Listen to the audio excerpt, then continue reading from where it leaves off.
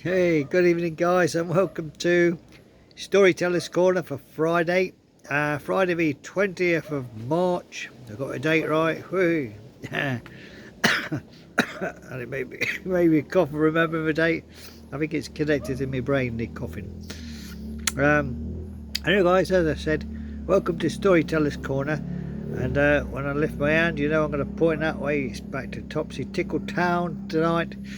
And let's get over there. Last time we went there, I think Susan's little pet Ripple flooded the mayor's office. So let's see what happens now. This is chapter 80 in Topsy Tickle Town, and it is the storm that wasn't supposed to be. So let's get over there and see what's going off then, guys. Here we go. Let's cough first. So right, here we go. By late afternoon, something in the air had changed. Topsy Tickle Town was usually full of cheerful breezes and wiggly sunshine.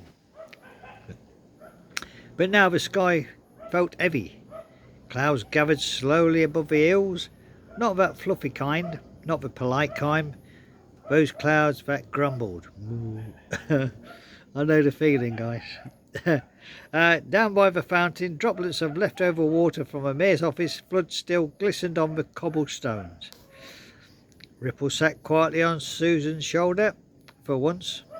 Blip sounded uncertain. A low rumble rolled across the sky. That is my impersonation of a low rumble across the sky. There you go, guys. Sound effects as well, guys. Richard looked up. That doesn't sound friendly. Gigi wrapped her arms around herself. The lake feels different too. Veronica stopped skipping. Really? I've never known Veronica to stop skipping. Veronica stopped skipping. Her rope hung still in her hands. That's never a good sign. So Stumblepants marched into the square, now wearing a slightly damp but very official coat. I have prepared for this situation. He opened an umbrella.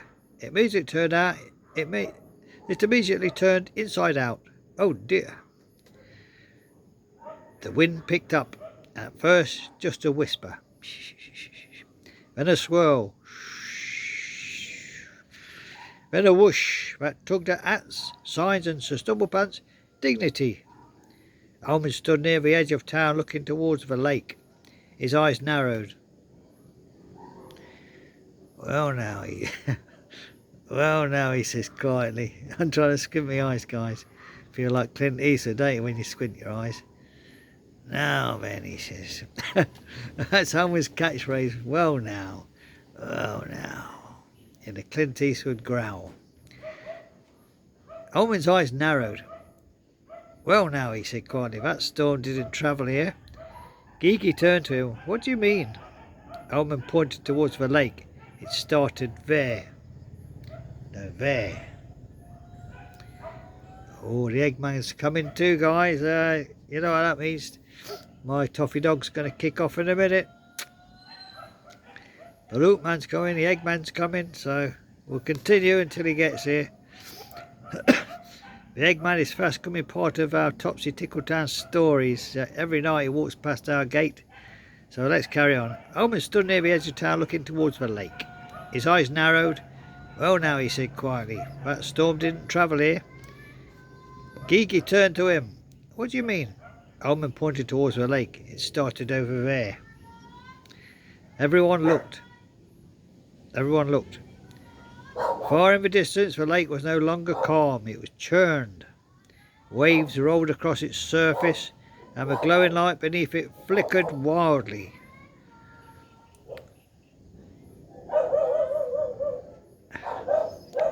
Let's just pause there, guys, until the Eggman's been gone, because the dogs are going to go apo. The dogs are going ballistic at the gate, guys.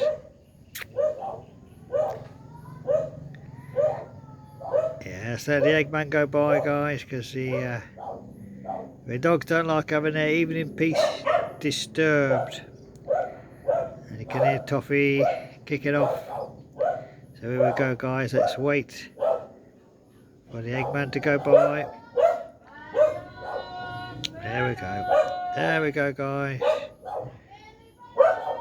No eggs today, guys.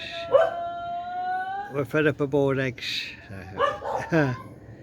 Anyways, hello guys, let's carry on with the story now. Let's carry on with the story. Let's start with Holman stood near the edge of town looking towards the lake. His eyes narrowed. Well now, he said quietly. That storm didn't travel here. Gigi said. Gigi turned to him. What do you mean? Holman pointed towards the lake. It started there, with his eyes squinted. It started over there. Looking like Clint Eastwood. It started there. Anyway, everyone looked. Everyone looked. Far in the distance, the lake was no longer calm. It churned. Waves rolled across the surface, and the glowing light beneath it flickered wildly. Ripple reacted. Ripple suddenly stood upon Susan's shoulder. It glowed brightened. Blip! But this time it wasn't playful. It sounded like a warning. Susan gently held it. It's okay, we're here. Ripple shook slightly, then looked towards the lake. The wind howled louder. Whoosh! Rain began to fall, at first soft, then heavier, then splash, splash, splash. Rain poured down like buckets tipped from the sky. Lightning flash, crack, thunder followed, boom. The entire town jumped.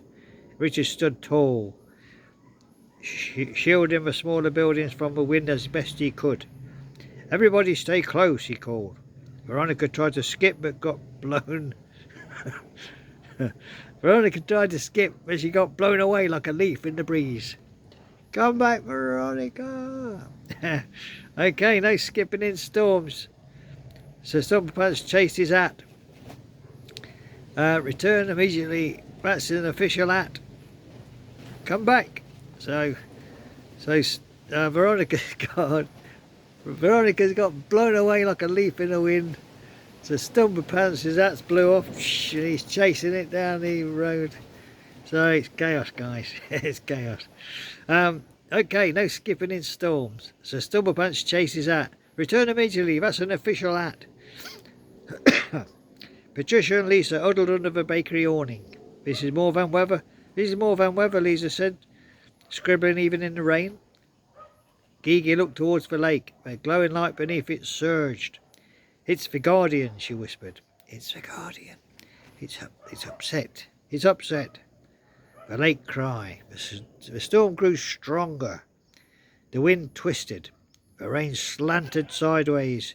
The lake roared in the distance, and then, from beneath the storm, a powerful echoing sound rose.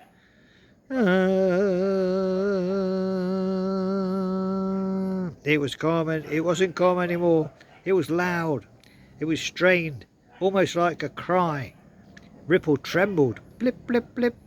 Susan held it close. I think it's calling you. Holman nodded. Well now, he says. Well now. Oh, well now. He looked at Susan. It's a problem. The decision. The wind howled again, and Richard stepped closer to Susan, shielding her from the rain. What do we do? Gigi looked determined. We go to the lake. So Stumpypants slipped in a puddle.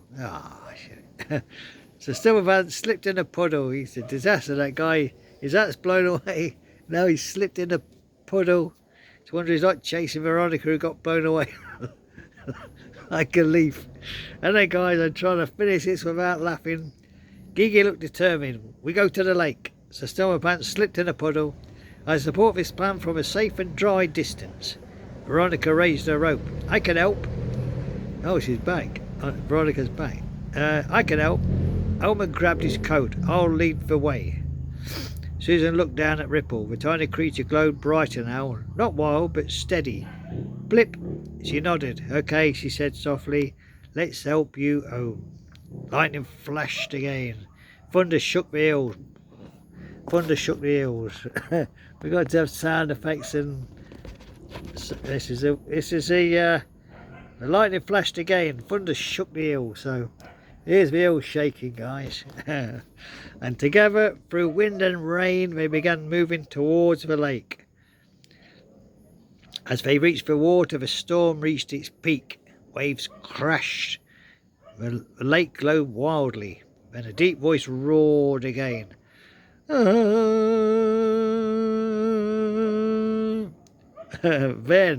the water split. Something enormous began rising. Not just a shadow this time. Not just a glow, but a true form. Huge, ancient, radiant. Richard took a careful step back. Oh, come on, Richard. Richard took a careful step back, and Gigi held her breath. Veronica whispered, "Whoa!" Susan held Ripple close. "I think," she swallowed, "we're about to meet the Guardian." The storm swirled, the lake parted, and the great creature rose. Come out the ocean, the watery creature. So, anyway, guys, that's it. We'll have to find out more Saturday evening, which is chapter 81. Ripple calms the storm. He says, "Calm down, calm down." It's a banger. Calm down, calm down. You know the song. Calm down, it's a banger. You know what I'm talking about. I can't sing it, I'll get copyrighted. But anyway, guys, hope you enjoyed that. It's full of sound effects and shaking and that's the Guardian. Anyway, guys, hope you enjoyed that. I certainly did, giving you all the sound effects and impressions. Now I need coffee after that. Oh, God. I need coffee after that, guys. There we go. Look, here's my lovely cup now, because my racing cup got smashed into smithereens.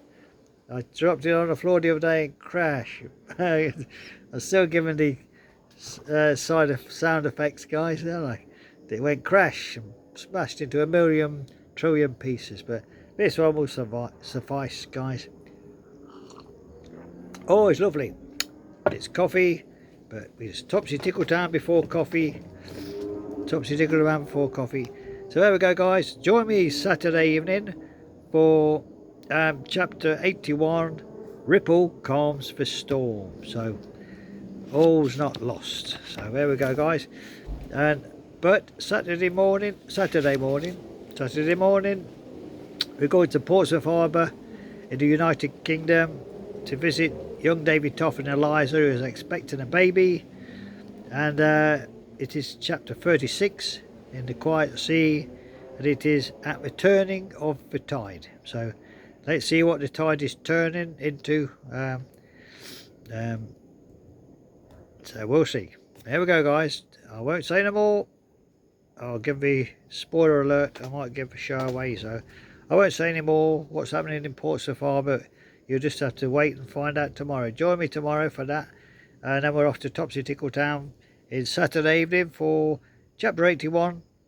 Ripple calms the storm. So in Portsmouth the tide is turning, and then the storm is subsiding in Topsy Tickle Town. So what more do you want? There you go, guys. Anyway, guys, thank you for joining me in Storyteller's Corner. I must be talking too much because it's gone 13 minutes already. So God bless us all, guys, and join me tomorrow for the last visit to Portsmouth and Topsy Tickle, because it's Sunday, it's the Lord's Day. So we're going to have two spiritual stories dedicated to the Lord. So there we go, guys. Take care now, and thank you for joining me in Storyteller's Corner. Bye bye now.